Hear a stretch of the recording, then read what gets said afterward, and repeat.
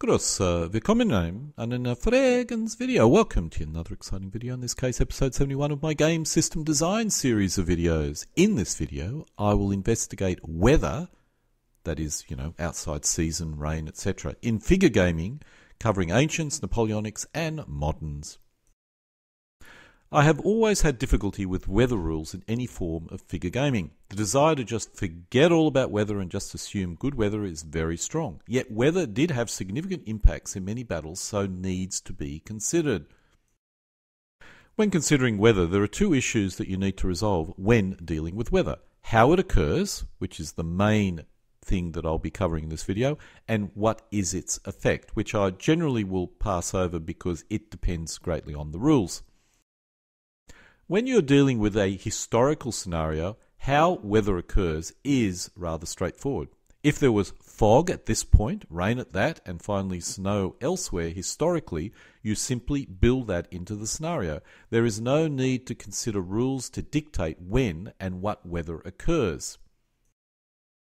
However, when the scenario is ad hoc, either a points-based scenario, card-based, or some other non-historical scenario generation system, how do you determine the probability of specific weather event occurring in a given game turn?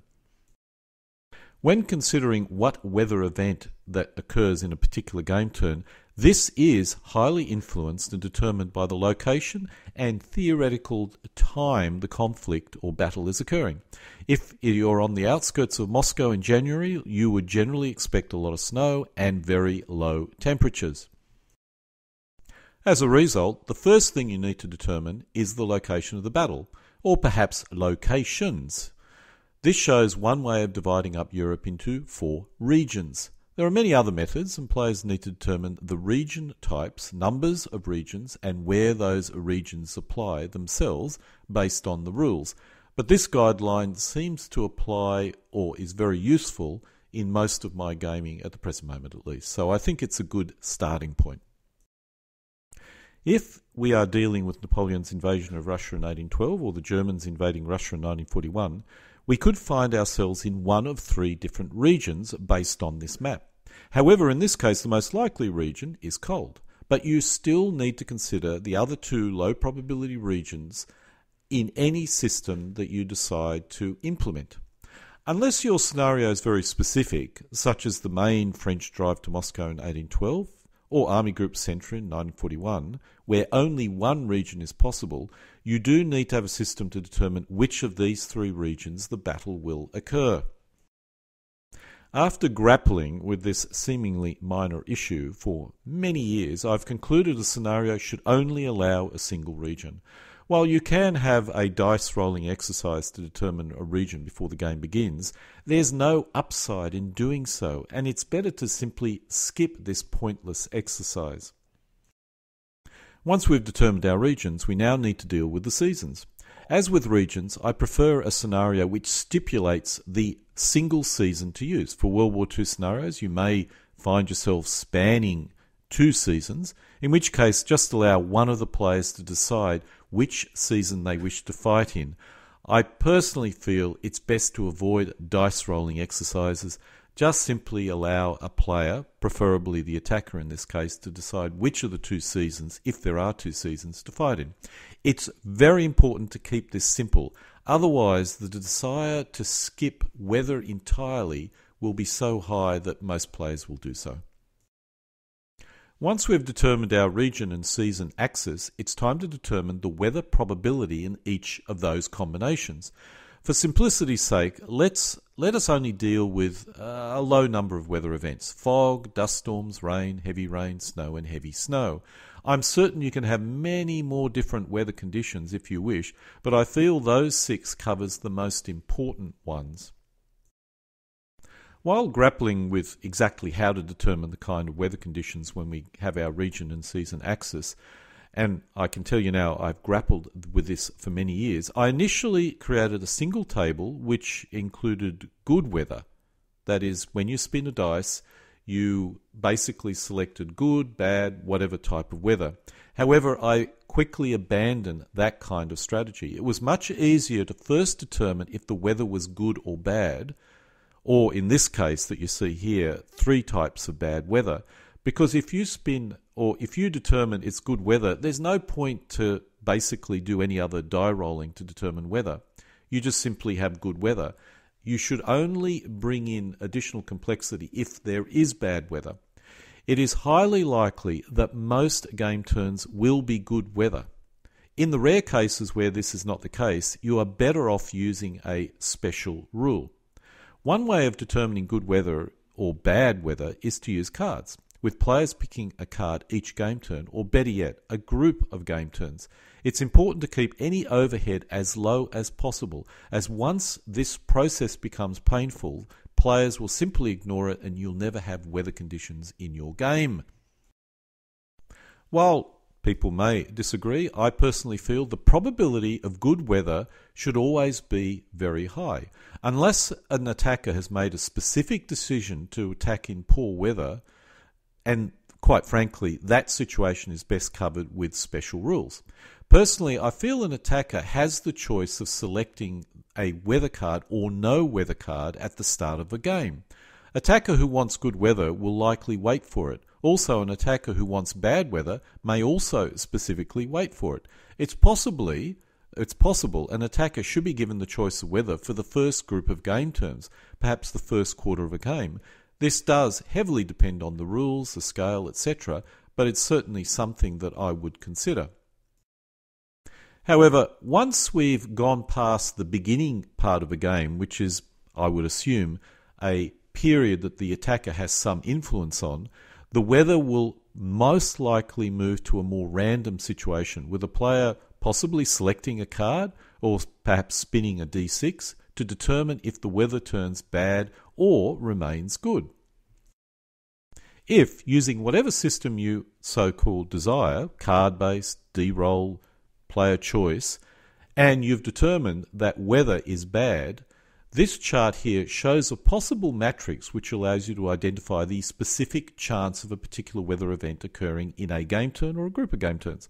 So, if we're dealing with the Germans in front of Moscow in January 1942, we would use the cold and winter mini table.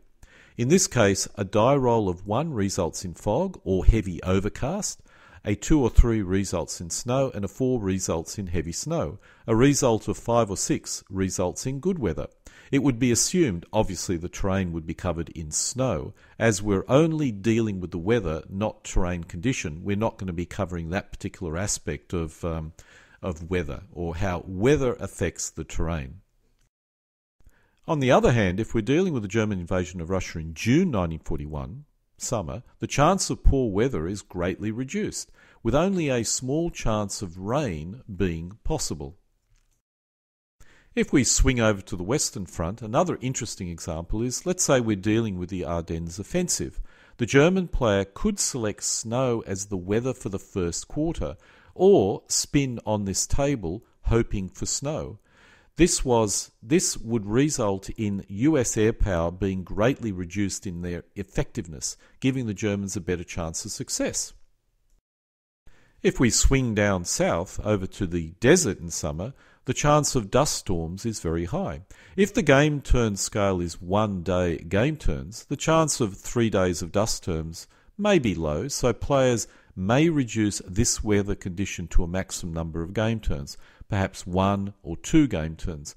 If the scale is 30-minute game turns, then a dust storm could last for 90 to 120 minutes, if not longer. As a result, assuming that the first quarter of your game, assuming your game is 12 game turns, has dust storm, is quite reasonable. The weather types and their duration does depend on the game turn scale. In this case, this chart comes from a set of rules where the game turn lasts for 1 whole day. This rule would not apply to, let's say, Napoleon in the desert, using a set of rules where the game turn scale was 1 hour per game turn. That is, you would not expect dust to only last for 1 hour. You would probably want dust to last for more than 1 hour. Now, the rule that you see here only affects the first game turn, probably would apply to fog, and may also apply to heavy overcast conditions as well. A lot depends on exactly what your game turn scale is and the period that you're covering, etc., to determine what the weather effect or the duration of the weather effect is. Once again, the key thing is whatever you do, keep it simple.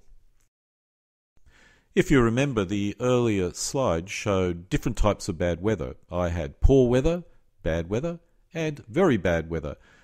Rather than having three separate tables, you could simply use a die roll modifier.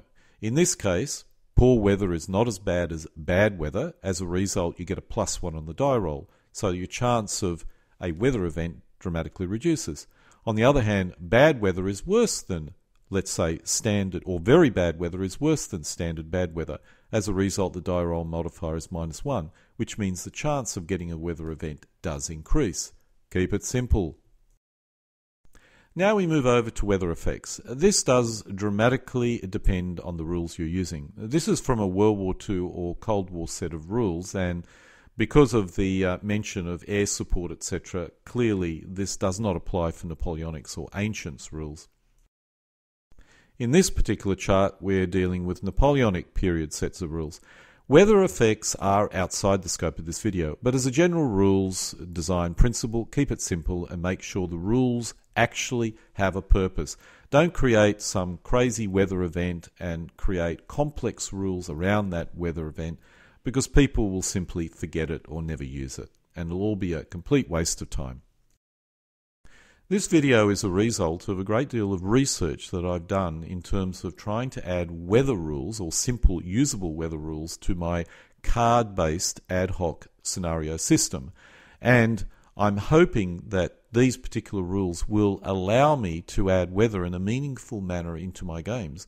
I do feel the additional variability of weather events will make ad hoc scenarios a lot more interesting and make them a lot closer to a historical scenario. The classic example where weather rules become really important is if you wanted to do an ad hoc scenario based around the German offensive in the Ardennes in 1944-1945. When the Germans attack in poor weather, or the Germans specifically wanted to attack in poor weather in an attempt to neutralize US air power, as in 1944 and 1945, the US player can always deploy significant air power, no matter what kind of rules you use. A winter attack or a poor weather attack would level the playing field a great deal. This type of thought process is only possible if you include weather in your ad hoc scenario generating system. Now, of course, if you're doing a historical scenario around the Ardennes offensive, no issues, because you build the weather events and the weather effects into your scenario detail. You need to be able to provide that additional detail into your ad hoc scenarios as well, in order to allow your ad hoc scenarios to feel like they're a possible historical scenario. And so this concludes episode 71 of my video series on game system design, in this case analysing weather effect rules, or specifically how can I insert weather events into my ad hoc scenarios. Alle guten Dinge kommen zu einem Ende.